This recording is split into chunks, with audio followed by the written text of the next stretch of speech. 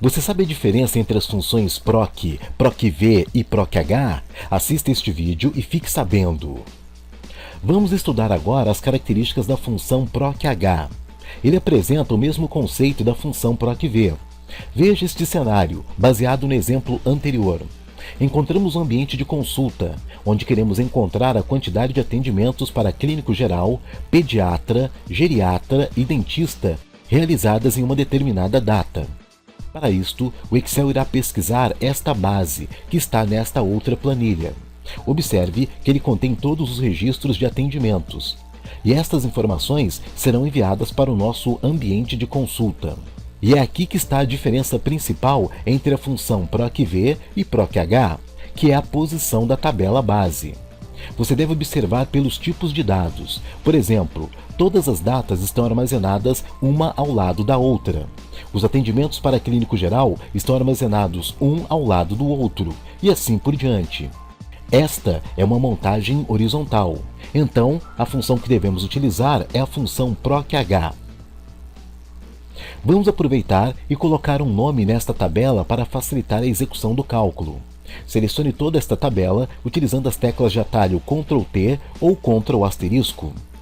Pressionamos as teclas Alt F3 e note que a caixa de nomes entra em modo de edição, pronta para registrar o nome do intervalo. Vamos colocar base de dados unindo as palavras por underline, lembrando que os intervalos nomeados não aceitam espaços. Então, vamos utilizar a função proch para saber quantos atendimentos foram feitos para clínico geral nesta data. Acionamos a função proch e o primeiro argumento solicitado é o valor procurado. Clicamos na data e inserimos ponto e vírgula. O próximo argumento é a matriz tabela, ou seja, em qual tabela se encontra o valor procurado. Digitamos o nome que demos para a tabela e inserimos ponto e vírgula. O próximo argumento solicitado é o número índice da linha, ou seja, qual o número da linha que contém a resposta procurada. Observe que neste caso a tabela possui 5 linhas. Cada linha recebe um número de identificação. Queremos encontrar o valor que está armazenado na linha 2, referente ao clínico geral. Então, digitamos o número 2. Inserimos ponto e vírgula. E o último argumento é o procurar intervalo. Indicamos o nível de precisão da procura.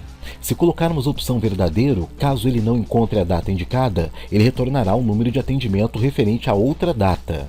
Se colocarmos a opção falso, caso ele não encontre a data indicada, ele retornará a mensagem de erro indicando que aquela data não existe em nossa base. Escolheremos esta opção. Você pode substituir a opção verdadeiro pelo número 1 e a opção falso pelo número 0. Fechamos parêntese e pressionamos Enter. Observe que ele retorna o número de atendimento para clínico geral desta data. Vamos repetir o mesmo procedimento para identificar o número de atendimentos para pediatra nesta data.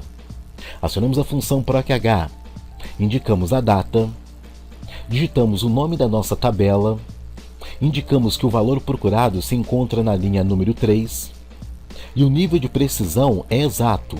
Para isso, escrevemos falso ou inserimos o número 0. Observe que o resultado está correto.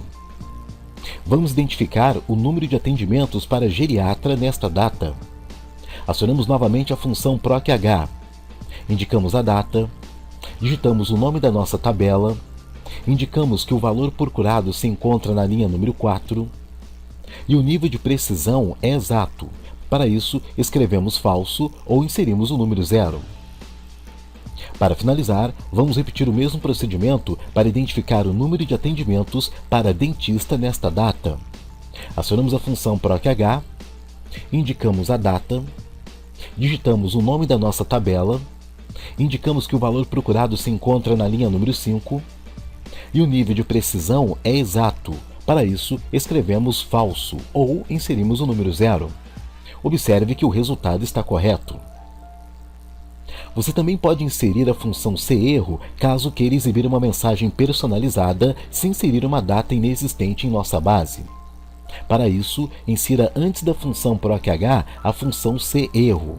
Abrimos parênteses.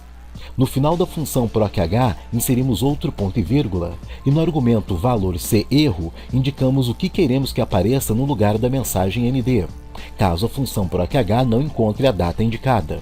Neste caso, vamos inserir a frase data inválida, entre aspas, e fechamos parênteses da função serro. Note que se indicarmos uma data existente em nossa base, a função proc-h funciona corretamente. Se inserirmos uma data inexistente, ele nos retorna a frase personalizada.